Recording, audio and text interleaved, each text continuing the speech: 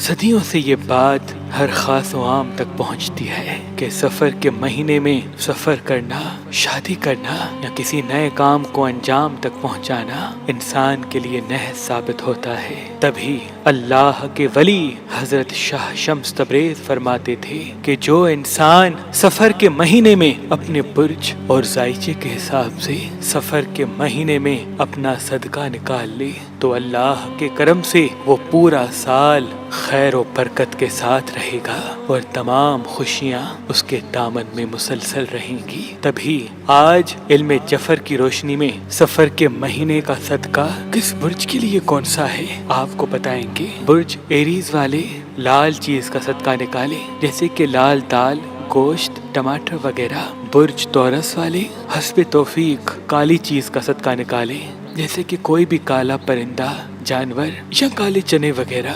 برج جیمنائی والے سفید چیز کا صدقہ نکالیں، جیسے کہ دودھ، چاول، انڈا وغیرہ۔ برج سرطان والے سبز چیز کا صدقہ نکالیں، جیسے کہ سبزیاں، باجرہ وغیرہ۔ برج لیو والے کسی بھی خون والی چیز کا صدقہ نکالیں، جیسے کہ مرغی کا گوشت یا کسی بھی حلال جانور کا گوشت وغیرہ۔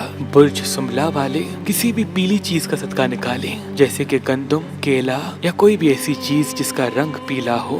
برج لبرا والے کسی بھی سفید یا سبز چیز کا صدقہ نکالیں۔ برج اسکارپیو والے مچھلی یا کسی بھی ایسی حلال چیز کا صدقہ نکالیں جو پانی میں رہتی ہو۔ برج سیجیٹیریس والے کسی بھی ایسی چیز کا صدقہ نکالیں جس کا رنگ لال یا پیلا ہو، جیسے کہ گوشت، لال ٹماٹر، پیلے رنگ میں دال، گندم وغیرہ۔